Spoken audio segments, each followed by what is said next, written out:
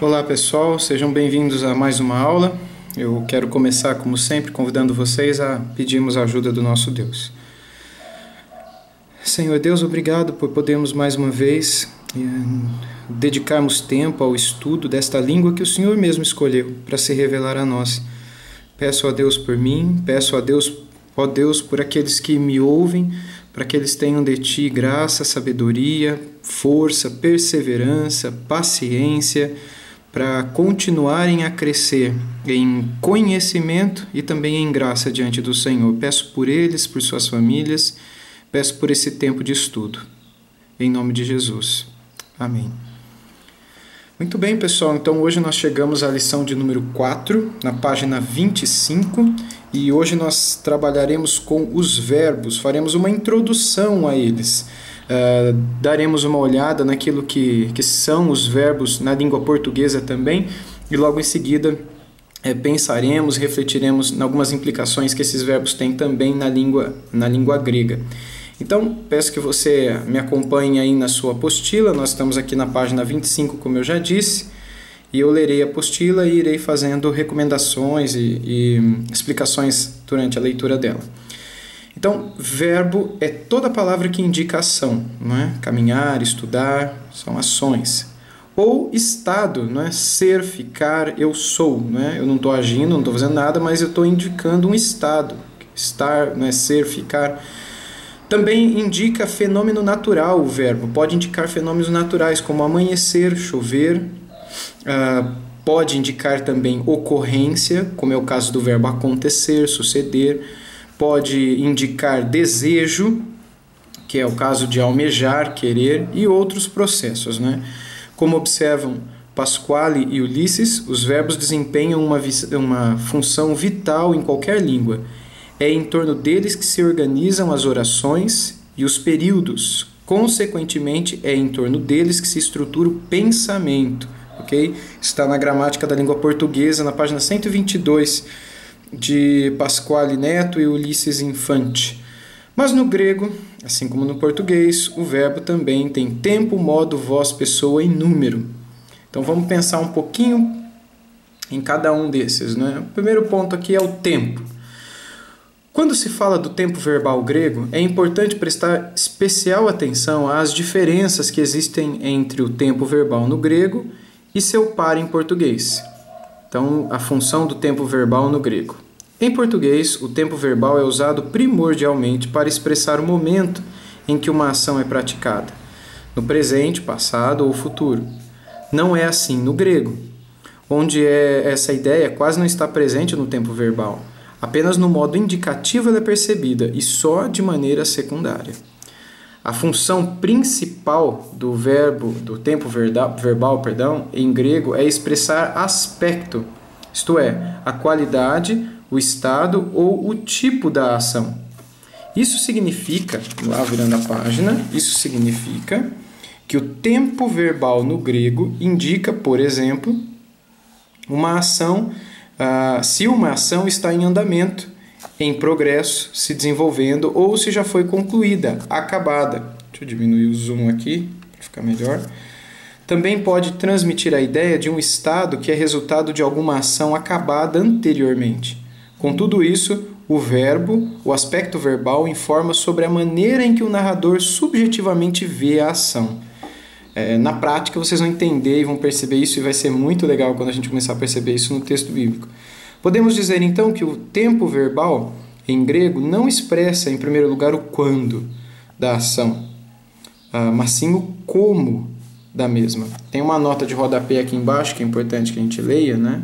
Não localiza a ação no tempo, indicando o momento em que ela é realizada. Ele diz isso no que...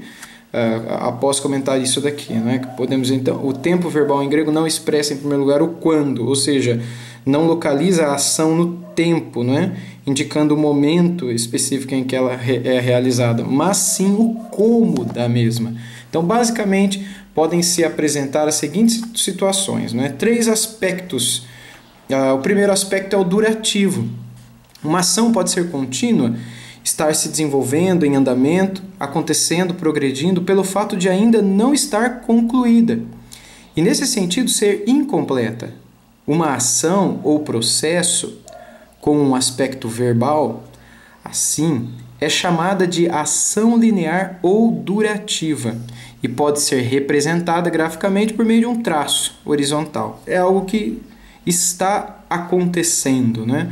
Aqui ele dá o exemplo: Pedro está escrevendo um livro, né? Então, embora na língua portuguesa essa união aqui é chamada de gerundismo, ela é bastante rejeitada e as pessoas não gostam, e corretamente não gostam, porque existe um vício de linguagem chamado gerundismo, onde a gente, ao invés de usar o verbo de uma maneira correta, a gente sempre coloca o verbo estar, o verbo ser e no final o gerúndio para expressar alguma coisa, e isso se tornou um vício de linguagem, mas isso não se aplica a esse aspecto durativo de ação linear e durativa na língua grega, porque quando o verbo se apresenta dessa maneira, se faz necessária essa tradução aqui. Ela nunca estará errada, essa tradução, porque de fato trata-se de algo que está sendo feito, né? De uma ação linear. Okay? Então, esta forma indica que Pedro está ocupado com uma ação que ainda não está acabada e que pode levar um tempo até ficar concluída. Okay? Então, esse é o aspecto durativo do verbo na língua grega. Ou seja, como é que a coisa está acontecendo, né? Ela está acontecendo, estou aqui usando o aspecto durativo também, no tempo. Né? Então, o como do escrever aqui, ou como do livro, ou como do próprio verbo escrever, é algo que está em andamento, está em operação. Não foi concluído, nem está se tratando de algo que será concluído no futuro, mas de algo que acontece no momento, ok? Bem, aspecto pontilear. Uma ação também pode ser vista como um todo, sem especificar nem a maneira em que é realizada, nem a duração do processo verbal. Neste caso, o aspecto da ação geralmente é denominado pontilear, podendo ser representado graficamente por meio de um ponto, né? Como se fosse um ponto na linha do tempo. Caso a ação seja concebida no passado, entende-se que é uma ação acabada, concluída. Então, Pedro escreveu o livro, não está acontecendo, é uma coisa que foi, é um ponto lá atrás, e não algo que está acontecendo, né? Com o verbo conjugado dessa maneira, então, indica-se que Pedro realizou uma determinada ação, expressa pelo verbo escrever, sem especificar se essa ação levou muito tempo ou pouco tempo para ser concluída. Apenas é informado que Pedro escreveu um livro, e ponto final, ok? Então, esse é o aspecto pontilear do verbo grego. Okay? Agora, então, aspecto resultante. Um verbo também pode expressar um estado. Geralmente, será um estado alcançado como resultado de uma ação verbal que o precedeu. Fala-se, nesses casos, de um aspecto resultante. Graficamente, pode ser representado por meio de um ponto, seguido de um traço na horizontal, que é isso daqui, um ponto e um traço do lado dele, onde o ponto simboliza a ação acabada e o traço o estado resultante, a consequência desse ponto, né? Então, no livro de Pedro, está escrito que... Então, o verbo escrever, conjugado assim, indica desta vez que, em algum momento, alguma coisa foi escrita, não é? E que agora está registrada e pode ser lida por todos. Há uma referência à ação de Pedro apreciada através dos seus resultados. Então, a ideia é, no livro de Pedro está escrito que... Então, perceba que há um ponto, está escrito lá atrás. Esse que já indica que uma consequência do ponto há de vir. Então, muita coisa poderia ser colocada aqui no lugar dessas reticências, né? No livro de Pedro está escrito que...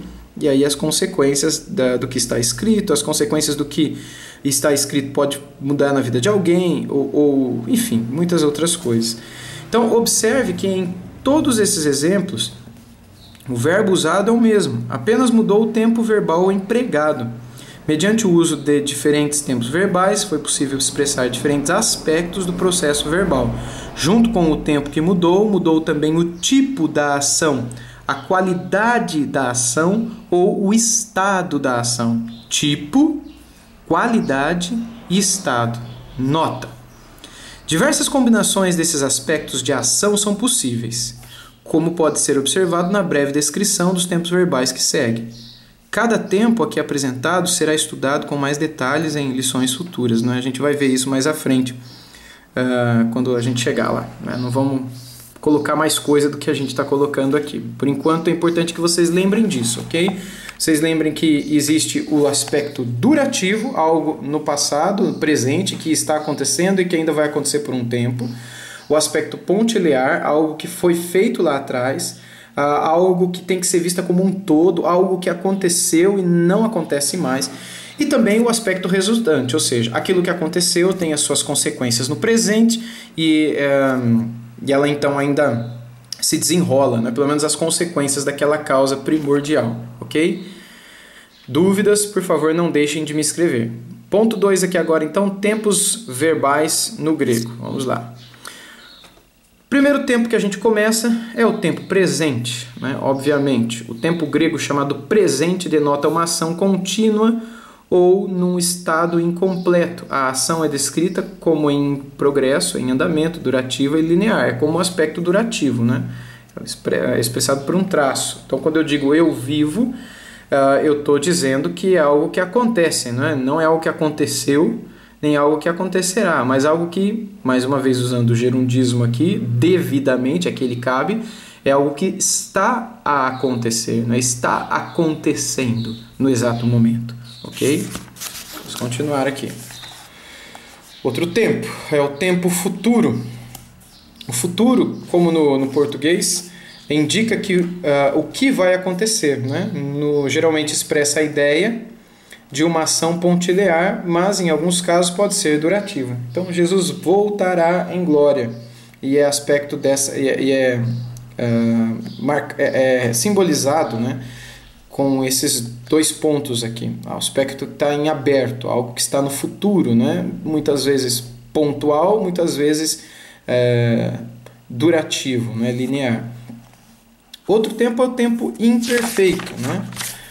O tempo imperfeito expressa uma ação que foi contínua por algum tempo no passado, mas que já cessou. Estava acontecendo lá atrás, mas acabou lá atrás mesmo. Então a ação pode ter sido continuada, habitual, intermitente, etc., o que é determinado pelo contexto e pelo significado do verbo. Então Jesus proclamava o reino de Deus. Ele continua proclamando? Lógico que não, isso já acabou lá atrás, mas não foi algo pontilear, não foi algo que Jesus fez, não é algo que ele não proclamou e ponto. Ele proclamava. Então por isso que o símbolo dele é isso, é algo que era feito, mas que teve um fim, por isso esse traço aqui, ok? Acontecia, mas acabou. Isso é o tempo imperfeito no verbo grego, ok? Aoristo, famoso aoristo. Então, o aoristo indica a ação de uma maneira simples, indefinida, sem especificar a sua duração. Faz referência ao fato ou evento em si, geralmente no passado, mas não revela nem os antecedentes, nem os resultados dele. É a ação que chamamos de pontilear. Jesus ressuscitou. Isso é apenas um exemplo, embora é difícil da gente explicar o aoristo na língua portuguesa. Quando nós estivermos estudando o aoristo lá na frente, vai demorar um pouquinho para a gente chegar lá, vocês vão entender um pouquinho melhor e ele nos ajuda a compreender muitas coisas, né? No Novo Testamento, textos que são considerados difíceis e complicados. Quando compreendemos o aoristo e o que ele está dizendo em determinada passagem, onde ele se apresenta, a gente percebe que a explicação para o texto ficou muito mais fácil.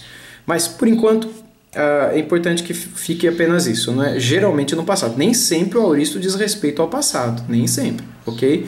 Então ela descreve alguma coisa que é indefinida, de uma maneira simples e sem expressar sua duração. Parece algo pontilear, por isso que um dos símbolos do aoristo é o ponto, né? Como algo que aconteceu no passado, não algo que esteve a acontecer, que esteve acontecendo, porque isso é o imperfeito.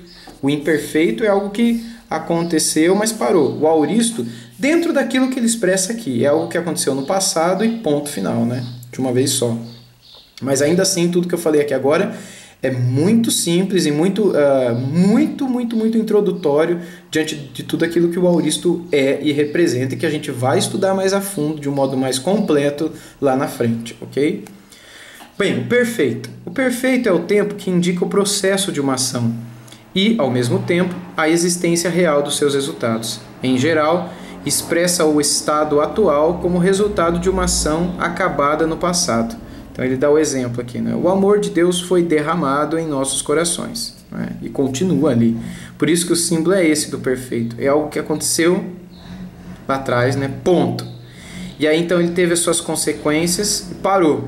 Mas agora as consequências continuam depois. Isso é o perfeito, né? Então eu vou ler de novo aqui, ó. O tempo perfeito é o tempo que indica o processo de uma ação. Processo de uma ação, né? E ao mesmo tempo a existência real dos seus resultados. Consequência real dos seus resultados. Em geral, expressa o estado atual como o estado atual, esse daqui, como resultado de uma ação acabada, que começou e ponto, que continuou e acabou, mas que agora tem ainda os seus resultados em nossas vidas. Esse é o perfeito. Ok? Bem, o mais que perfeito. O mais que perfeito refere-se a uma ação acabada no passado que produziu certos resultados que continuaram a existir por algum tempo até que cessaram. Em certo sentido, é um perfeito trasladado ao passado. Então Pedro ficou esperando do lado de fora da porta, em João 18,6. Pedro, ele ficou esperando do lado de fora da porta, mas acabou, isso não tem consequência no depois. O que tem consequência no depois é o perfeito. Então o exemplo é Romanos 5,5, o amor de Deus foi derramado em nossos corações. Então foi algo, o amor de Deus pontual, foi derramado pontual. Isso teve consequências no passado e continua tendo consequências no futuro. Okay? Então esses são, de um modo geral, os tempos verbais da língua grega, né? Nós temos o presente, depois o futuro, o imperfeito, o auristo, o perfeito e o mais que perfeito. Cada um deles se desdobra e se unem também em algumas situações e acabam se desdobrando por causa de muitas outras coisas que são agregadas ao verbo e que a gente vai ver mais para frente. Mas por enquanto é importante que fique gravado isso na memória de vocês. Na página 29, a gente entra no ponto 3 sobre a classificação dos tempos verbais de acordo com o aspecto ou qualidade da ação. Considerando o aspecto que expressam, os tempos verbais podem ser classificados da seguinte maneira. Então nós temos aqui o durativo, pontilhar e resultante. Durativo é o presente e o imperfeito, né? Que são simbolizados dessa maneira. O perfeito é o que aconteceu e acabou. Aconteceu não, que estava acontecendo e acabou. O presente é algo que está acontecendo. O futuro, ele está em aberto. Ele pode ser algo que vai durar, por isso que perceba que ele está entre as duas aqui, né? Entre o durativo e o pontilhar. No futuro ele pode ser uma coisa que vai ser pontual, como pode ser alguma coisa que vai acontecer e vai continuar acontecendo lá no futuro. Que acontecerá e depois de lá continuará a existir. O auristo, via de regra, ele tem outras explicações também, mas via de regra ele é um ponto, é algo que aconteceu, ok? Seja no passado, como geralmente ele é, seja no presente. Resultante, perfeito e mais que perfeito, é aquilo que tem os seus resultados, né? O perfeito é aquilo que aconteceu, acabou, mas ainda tem suas consequências no presente. O mais que perfeito é o que aconteceu, mas acabou, não tem mais as suas consequências no presente. É algo que recebe algo pontual, algo que foi e que teve consequências no passado, diferente do auristo, que foi e ponto final. Foi, mas continuou a ter consequências e acabou, mas perfeito. O perfeito foi no passado, que nem o auristo, aconteceu e ponto final, mas mas ele trouxe consequências, né? Por isso ele continuou. Mas ele passa do seu estado lá atrás em que houve um final, não é? Como o amor de Deus derramado em nossos corações, Romanos 5,5. É algo que continua tendo consequências aqui e o terá para sempre. Okay? Então, isso é representado pelo tempo perfeito do verbo. Agora, sobre o modo, ponto 4.2, sobre o modo. Isso é importantíssimo.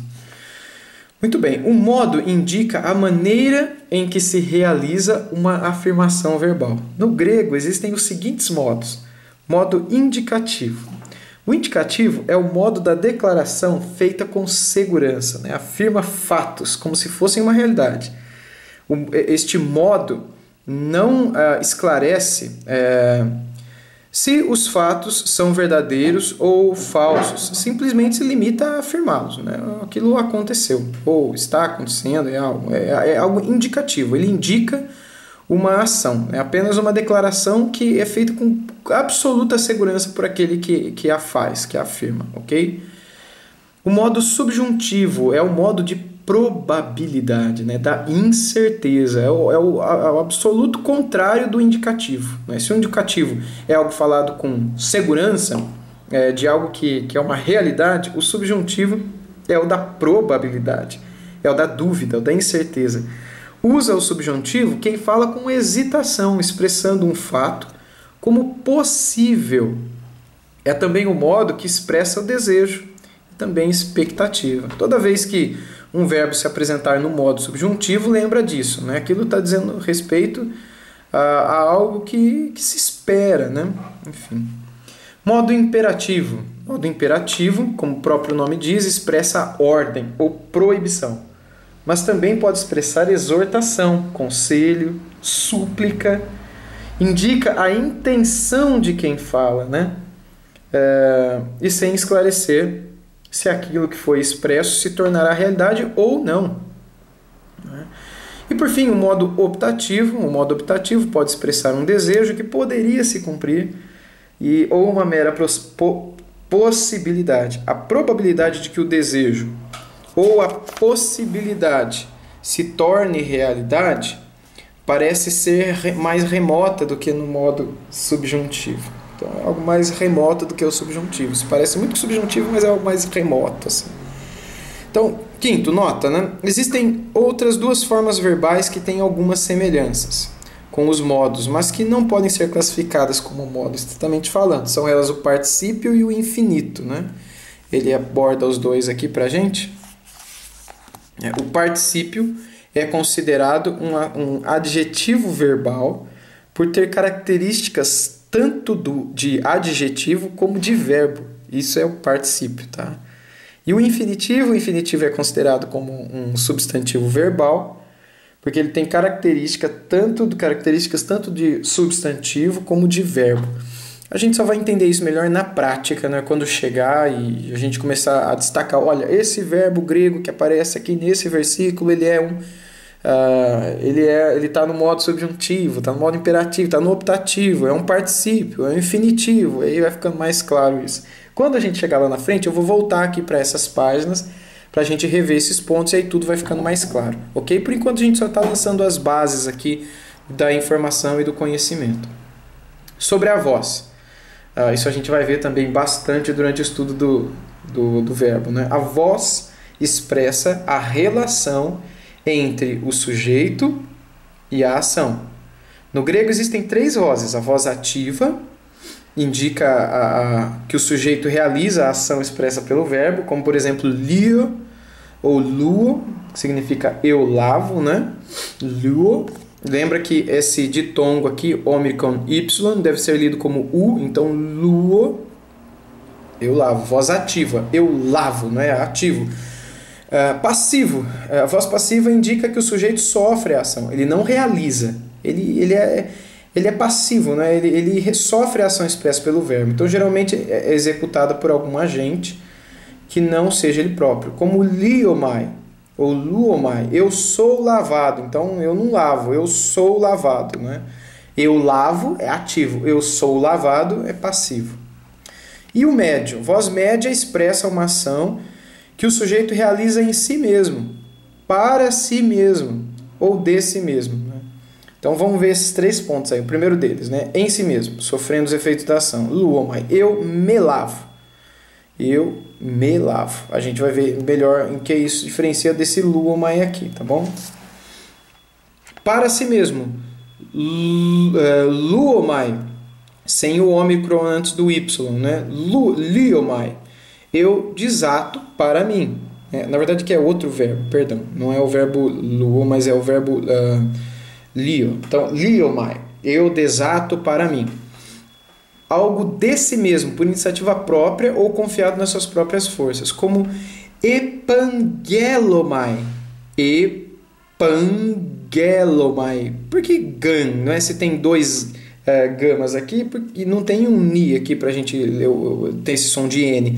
Lembra que a gente viu lá no início que quando nós tivéssemos, né, dois gamas, um ao lado do outro, como é o caso aqui, que o primeiro receberia o som de N.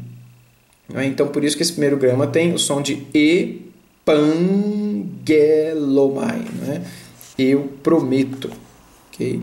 Então, é algo que vem de si mesmo por iniciativa própria, né? Ou confiado nas suas próprias forças. Então, isso é a voz média também. Né? Muito bem, tendo visto voz, vamos ver pessoa e número. Isso não tem muito segredo, porque é completamente igual à nossa língua portuguesa. Né? Assim como acontece no português, assim também no grego, os verbos têm terminações pessoais, que indicam a pessoa, o número e o sujeito que executa a ação. Então, por exemplo, canto, cantas, cantamos. Né? Canto indica que sou eu, né? Primeira pessoa do singular que canta. Eu canto. Então, o aqui, porque perceba, tudo tem o cante, né? Ó, cante, cante, cante. O que indica se é primeira pessoa, segunda pessoa, primeira pessoa do plural é a terminação, né? O, as, amos, não é? Cantou. Esse o indica que está no primeiro pessoa do singular, porque sou eu que canto. Cantas, esse as indica que é o tu que canta, não é? Tu cantas, nós não falamos ele cantas, não é? Mas tu cantas, então é segunda pessoa do singular que canta. E o amos aqui indica que somos nós, então por isso designa a primeira pessoa do plural, né? Então, amos. Mesmo que o sujeito já esteja implícito na terminação verbal, é possível que se queira destacá-lo ou enfatizá-lo. Nesses casos, é acrescentado o pronome pessoal. Então, a gente tem um exemplo aqui, né? O exemplo é nenikeka, ton, cosmon. Nenikeka, eu venci, não é? Eu venci. Ton, cosmon. O mundo. Então, quem é que nenikeka? O ego, não é? Aqui, ó, ego. Ego nenikeka ton cosmon. Eu venci o mundo. Que é o que está lá em João 16:33. Então, aqui a gente tem aqui, a seguir, é uma tabela que apresenta os pronomes pessoais gregos. Isso daqui você precisa decorar. Ok? Isso daqui é imprescindível, é importantíssimo que você não vire essa página enquanto você não decorar esse texto aqui, tá bom? A gente vai virar a página, obviamente, mas, por favor, volte a ela e decore isso daqui. Você precisa aprender como é que fala eu, tu, ele, nós, vós, eles em grego, tá bom?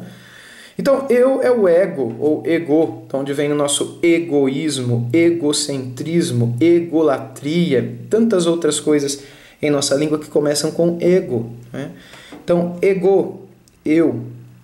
Então, ego designa a primeira pessoa do singular. Su, parecido com tu, não é?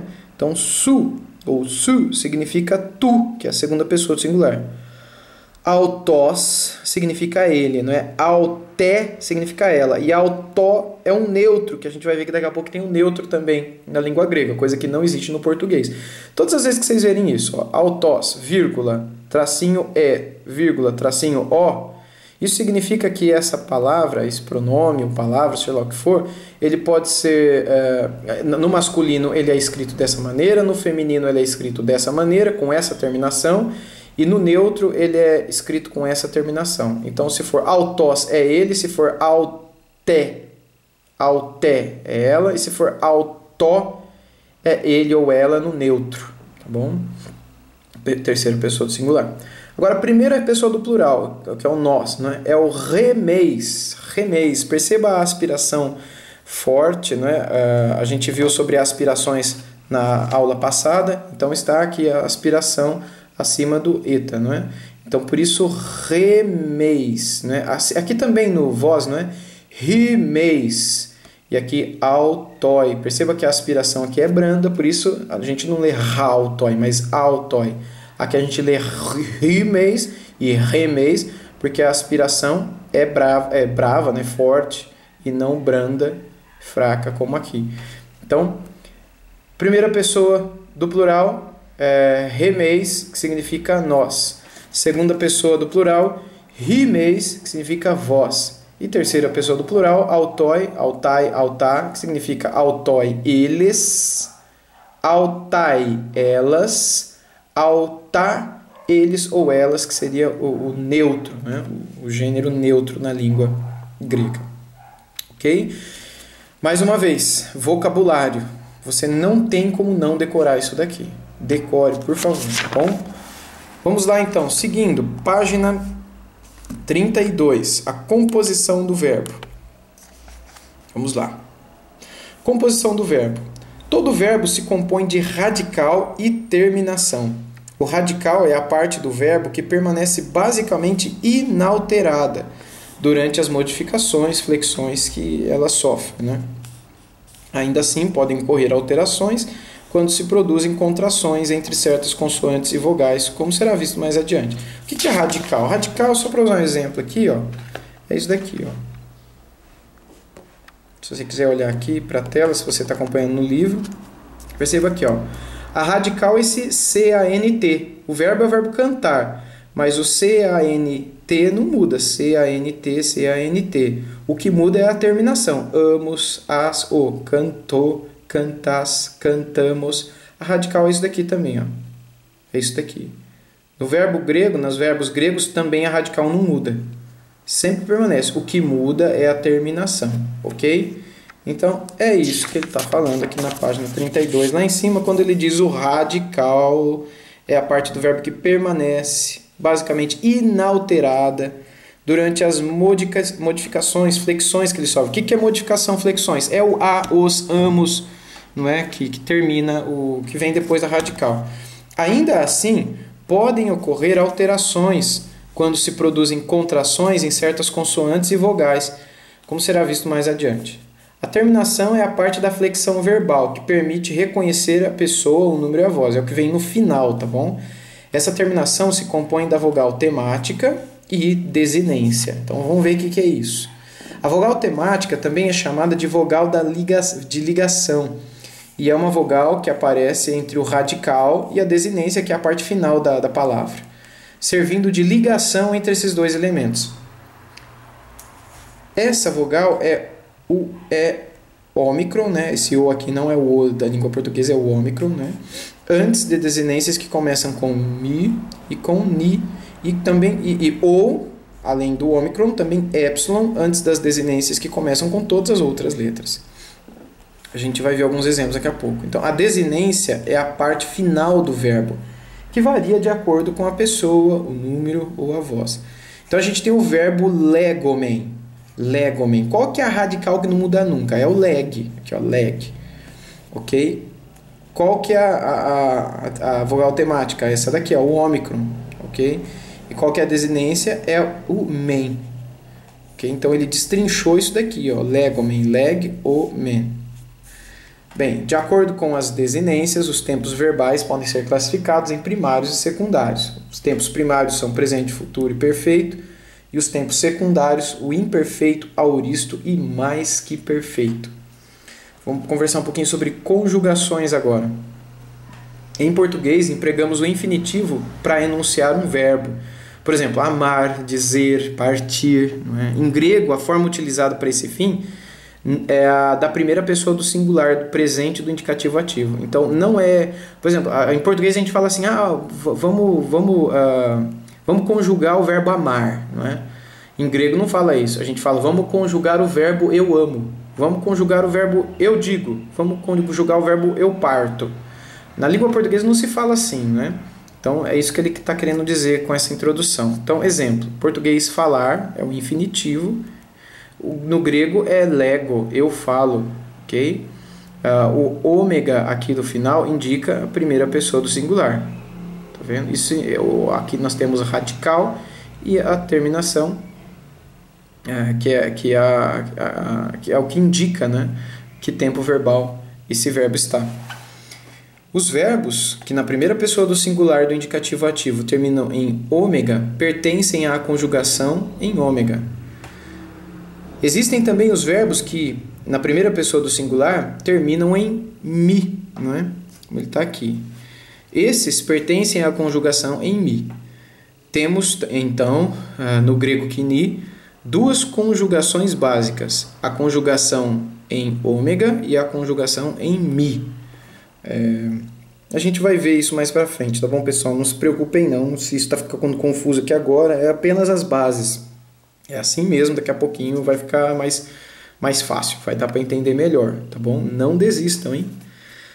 Existem verbos que, mesmo tendo significado de voz ativa, só aparecem escritos em formas de voz média ou passiva. São ativos, mas acabam sendo escritos com essas vozes, não é? Esses verbos são chamados de verbos defectivos ou depoentes. A gente vai ver isso só na lição daqui 15 vídeos. Então não se preocupem com isso. Aliás, daqui 10 vídeos a gente vai assistir, a gente vai entender melhor isso daí. O que é verbo defectivo, depoente e tudo mais. Nos dicionários gregos, os verbos não aparecem no infinitivo, mas na primeira pessoa do singular do presente do indicativo ativo, ou, no caso dos verbos defectivos, na primeira pessoa do singular do presente do indicativo médio ou passivo. Será essa também a forma em que os verbos serão introduzidos nos vocabulários das lições que seguem. Então ele dá um quadro aqui para a gente entender um pouquinho dos verbos do Novo Testamento, cuja conjugação é em ômega. Eu espero que mais ajude do que atrapalhe. Isso daqui tudo vai ser melhor entendido lá na frente, mas vamos lá. A gente tem indicativo, que a gente já viu, subjuntivo, imperativo, optativo, né? Basicamente esses quatro. Indicativo, que é algo certo, que é dito com convicção. Subjuntivo, que é algo possível, né? Dito com certa incerteza. Imperativo, que é uma ordem. E o optativo, que é algo dito, bem parecido com o subjuntivo, né? É algo que é dito com uma certa dúvida, com uma certa incerteza, né? Como é que eu posso colocar aqui? Que é dito com uma certa probabilidade, né? De que aquilo vai se tornar uma realidade, embora essa possibilidade pareça ser bem mais remota do que a do próprio subjuntivo.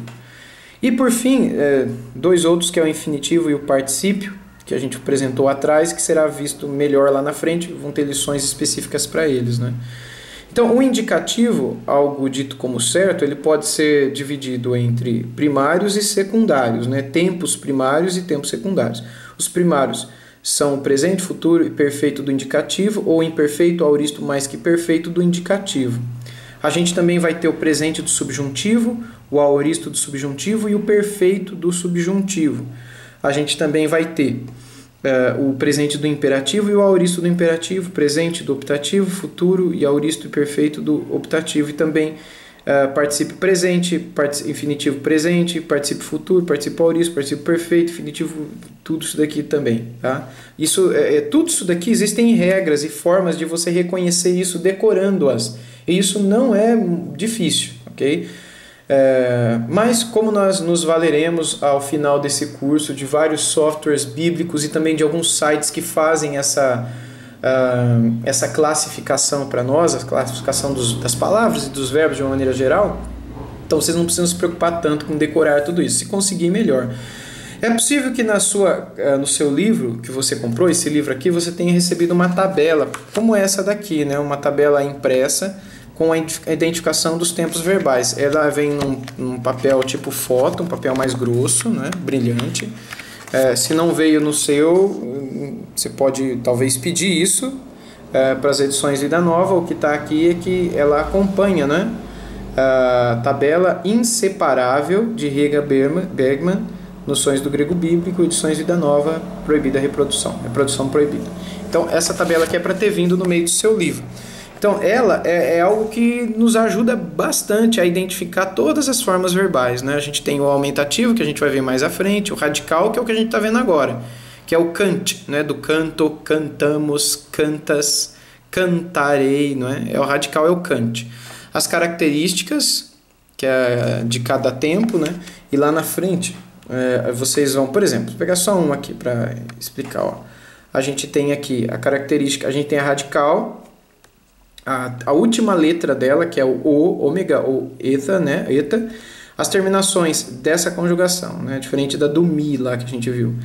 O, es, e, o, menete, u, sim. Assim como cantou, cantas, cantar, o, as, a, cantamos, cantais, cantam, né?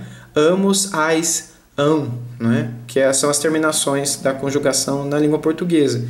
Isso designa o presente do subjuntivo ativo, a ação é pontilhar, e o parágrafo onde você encontra a explicação para isso é esse daqui. Então, quando a gente estiver estudando verbos na prática, e não só estivermos aqui numa introdução aos verbos, a gente vai pegar isso de uma maneira mais específica. Mas guarde essa tabelinha, não perca ela será muito útil lá na frente, ok? Muito bem, ele dá uma nota aqui para concluir essa página 33, a nota é a seguinte: os tempos assinalados com um asterisco, que são esses daqui, cuidado em não ler asterístico, tá bom? Asterisco. O perfeito do subjuntivo e o futuro do optativo não ocorrem no Novo Testamento. O perfeito do optativo também não aparece no Novo Testamento na voz ativa. E a ideia da voz média ou passiva só é expressa na forma perifrástica, que vai ser visto lá daqui 24 vídeos, lá na frente. Não se preocupem com isso agora. Essa nota aqui é só para... É uma nota mais regada a preciosismo, né? Para aqueles que forem estudar, investigar a fundo e verão, mas não tem isso daqui no Novo Testamento, esse tempo aqui não aparece, nem esse. Por que ele ensina aqui? Então aqui ele já está dando a nota, não vai aparecer no Novo Testamento. Se você for exigente demais e pesquisar todos os verbos para encontrar todas as formas, você não vai encontrar isso daqui. Mas como faz parte da gramática do grego kini, ou koine, como alguns o chamam, que é o grego usado na escrita do Novo Testamento, então a gente está estudando por causa disso, ok? Muito bem, pessoal. Ao final da página nós temos um exercício de leitura. Eu peço que você faça isso. Eu não estou aí para ouvir, mas você deve fazer isso. Leia em voz alta os seguintes textos e repita o exercício até alcançar uma fluidez razoável na leitura. Ainda que você estivesse aqui numa sala de aula presencial, a gente não teria como fazer isso, porque não daria para ouvir todo mundo falando ao mesmo tempo, ou mesmo um por um. Por isso que isso daqui é um exercício pessoal e que deve ser feito em casa. Você deve se acompanhar de um Novo Testamento grego, né, para você fazer essas leituras, interlinear grego-português, como as palavras, para ver como é que essas palavras são traduzidas. Se você tiver, se não tiver, não tem problema, tá? Não se preocupe com isso agora. Então vejam as opções de Novos Testamentos interlineares na bibliografia, no apêndice dessa gramática. Eu vou ler para você, tá bom? Aí depois eu peço que você faça esse exercício de leitura por si mesmo. O primeiro verso, que é o verso de João 10:11, diz assim: Ego eimi hopoimen hokalos. Ego eimi hopoimen hokalos. Agora Atos 22:27. Si romaios ei. Si romaios ei. Agora, um verso um pouco mais longo, né? Mateus 5:13-14, né? Himeis est to halas tesges ean de to halas morante entini halithesatai eis uden ishi ete eime bleten exo katapateisthai hipoton anthropon himeis est to phos to cosmo udynatai polis cribenai ou cribenai epano horus keimene. Ok? A gente vai ler mais uma vez. Presta atenção. Lembra que isso daqui é um Y. Então, himeis, não é vós. Himeis est to halas tesges. Himeis est to halas tesges. Ean de to halas merante ou meranthe. Entini alisthesetai. Ponto de interrogação, né? Eis uden ou uden, eis uden ishi. Eti eime blethen exo katapateistai hipoton anthropon Himeis est to phos tu cosmu. Himeis est to phos tu cosmu. Udinatai polis kribenai. Udinatai polis kribenai. Epano horus keimene. Epano horus keimene. Então, leia esses versos mais uma vez. Se você tem um texto, um Novo Testamento grego aí, ou ainda que você quiser se aventurar na internet, só tome cuidado porque tem alguns textos gregos na internet, ou até mesmo alguns softwares como Bíblia Online, alguma coisa assim, que eles não têm os acentos. Isso acaba atrapalhando na hora de perceber se uma aspiração é forte ou é branda, e onde está o acento para você poder dar a sílaba forte da palavra, né? Ok? Muito bem, pessoal. Então, nós terminamos aqui a nossa lição. O meu único pedido aí para vocês de tarefa é que vocês decorem esse vocabulário aqui, tá bom? É importantíssimo que vocês decorem esse vocabulário para continuarmos os nossos estudos de uma maneira bastante tranquila, e eles vão aparecer o tempo todo, né? Imagina que essas palavras elas aparecem o tempo todo no Novo Testamento grego e serão usadas aqui na gramática também. Então não deixe de decorá-las para o seu próprio bem, tá bom? Nós encerramos por aqui. Deus abençoe cada um de vocês. Até a próxima aula.